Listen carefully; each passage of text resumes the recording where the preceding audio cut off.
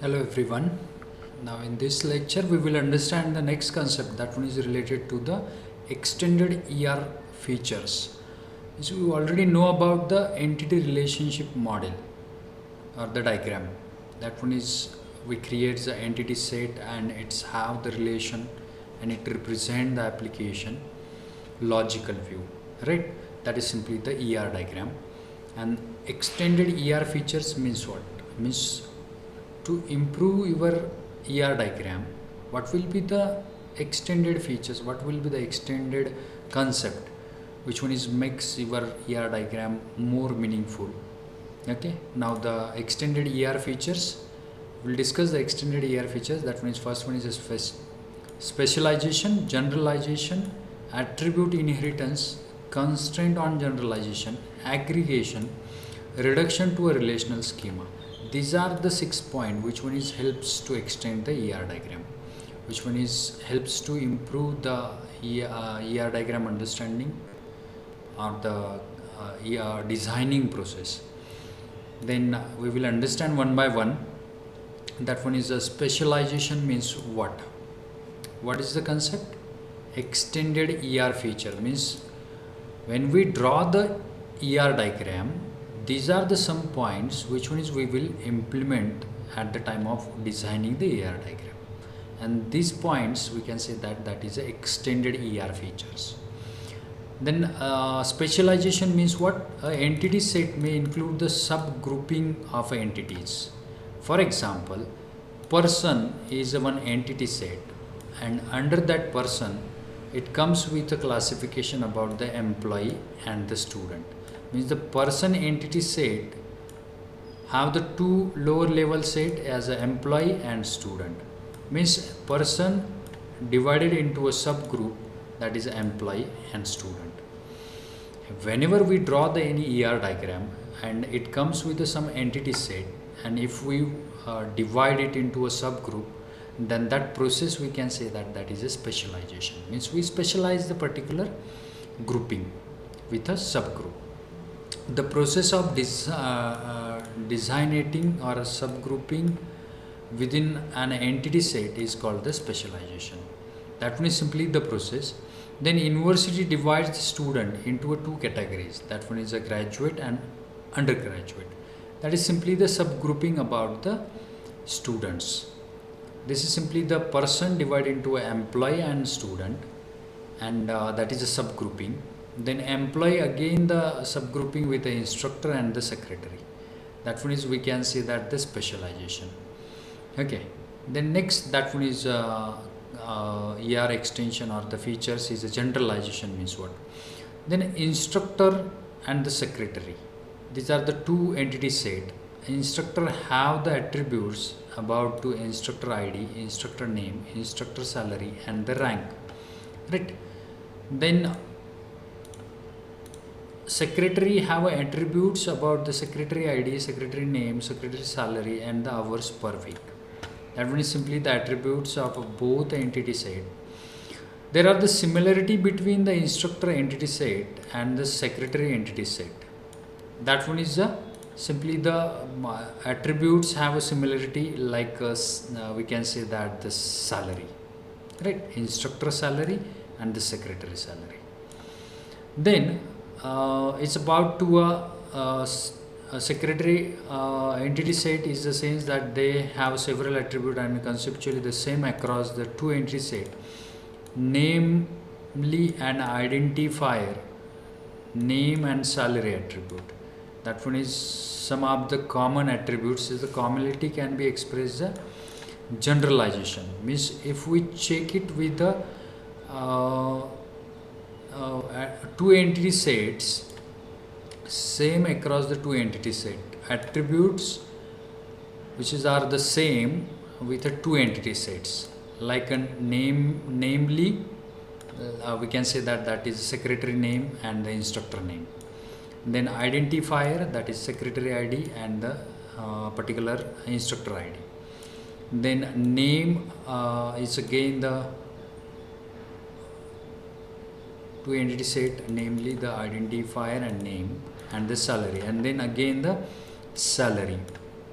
Means we can say that the id, name and salary are the three common attributes between the two entity set, and that commonality or the common things we can be expressed by a generalization. That is a general thing between the two entity set. That's why it's concept as a generalization. Why we work on the generalization? Because of it increase the redundant data. Then contain the relation exists between the higher level entity set and lower level entity. Employee is a higher level entity set, and the instructor and secretary are lower level entity set. Means if we have some common attributes considered as a salary between the instructor and secretary, then just to mention the salary attributes under the employee entity set. Don't mention it under the instructor and secretary.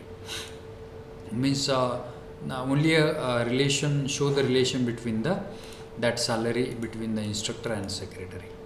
That is simply the generalization. We just to reduce the common thing, and it comes under the upper entity set. That one is the employee. That is simply the generalization. Then attribute inheritance.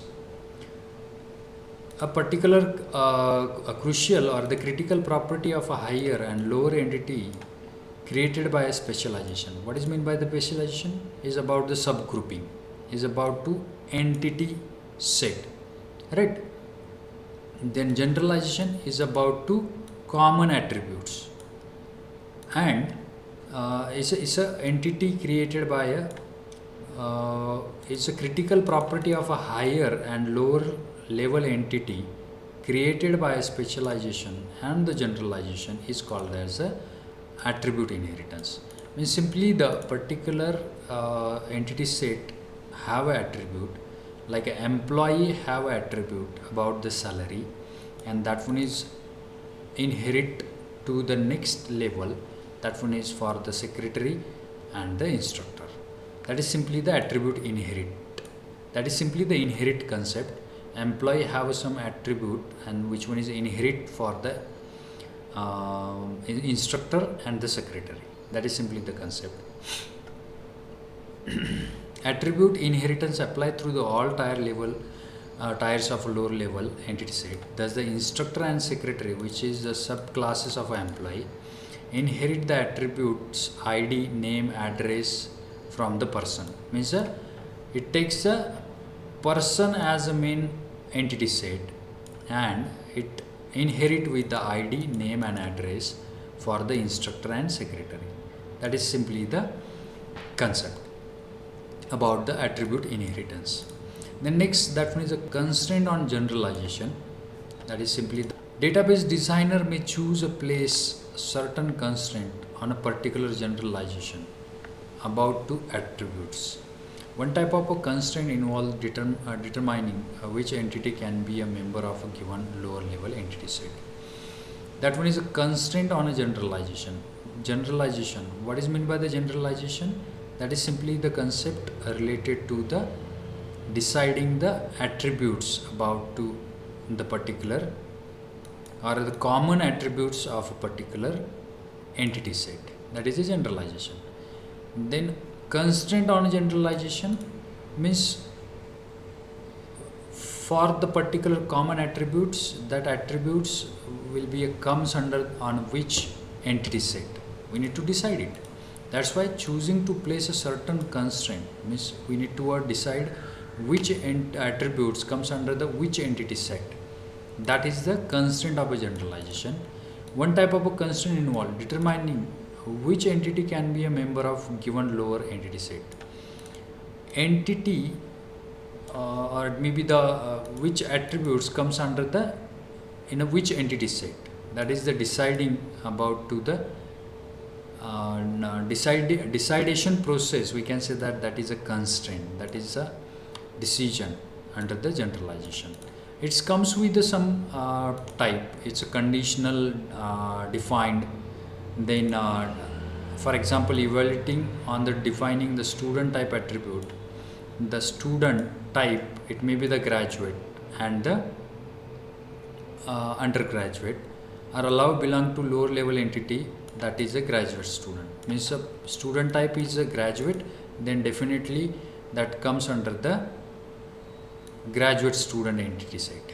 Comes under the graduate student entity set if the student type is a graduate. That is about to constraint, deciding about the attributes for the entity set. It's about the conditional definition. Then user defined, particular database user defines that which attributes comes under the which entity set. That is simply the user defined. Then disjoint, if the particular student is graduate, then it comes under the graduate student, or it's undergraduate, it comes under the particular undergraduate student entity set. But a particular student, not same student, not comes under the graduate and itself undergraduate. It's about disjoint, means it may be under the graduate or it may be the undergraduate, but not the same time with the both. That is a disjoint. Okay. Overlapping, certain employee participate in more than one work team. If work teams are the more than one work teams, then one employee comes under the both work team. That is, we can say that overlapping. And these are the points comes under the constraint on a generalization, which one is define the attributes. And the finalizing the attributes comes under the which entity set. It's have a conditions. It may be the with a conditional defined, user defined. It's again the disjoint and overlapping. This is the explanation about the constraint on generalization. The next, that one is aggregation. One limitation of a ER model is that it cannot express the relation among the relation. Aggregation is an abstraction through which the relation are treated as a higher level entity. We will just take a simple example. This is the diagram, ER diagram, with a redundant relationship. Like a evaluation have a relationship with student, instructor, and the project. Okay. This is a relation with a evaluation between these three entity set. We will just change it with the ER diagram with the aggregation. We just do a evaluation for, we aggregate the things, that is a instructor, project, and the student is a project guide, and a relation with the all aggregation. We aggregate it, abstract it, and we showing that this all the particular three entity set relation with evaluation for evaluation entity, right? It's not individually correlate with the all the entity set. It's again the aggregate with the one set and then a relation with the particular relationship. That is the concept of aggregation. We aggregate these three things and correlate with the evaluation. That is simply the aggregation. Then a reduction to a relational scheme or the schemas. Whenever we extend our ER diagram, it may be it increase the relations. If we reduce any relation, like a representation of a generalization, in a generalization we just to understand about the attributes, right? That one is simply these three entity set have its own attributes, that is ID have a common attributes because of it's representing the key, primary key. Then person have a name, street, city. Then employee, that is salary, and the student, that one is total credit. If we convert these three relation with the two relation, that is employee and student, we just to remove the person and add the name, street, city in a both entity set, name, city, name, street, city, right? Then when the particular person is itself an employee, itself a student, it stores this name, city, street in a twice. But in this scenario, it stores this a single time. This is simply the representation of a generalization. If we reduce it, it may be the increase the redundancy. If we just do a relation with the multiple things entity set, it may be the redundancy is reduced. It's depend on the reduction is useful or not. It's again defined by the database designer. Same thing is about the representation of aggregation. We already understand this example. If it is useful, you just to go with the aggregation. If it is not useful, just to don't go with the aggregation process. That is about the reduction of a relational schema. It's end with the explanation about the extended feature of a ER diagram. Okay, this is simply the one example of a student ER diagram. Is a lecturer teaches the student attend the courses has a subject, and the subject a particular teaches a lecturer. That is simply the relation with the multiple things is about the ER diagram and the relation between the particular entity sets. This explanation. Thank you.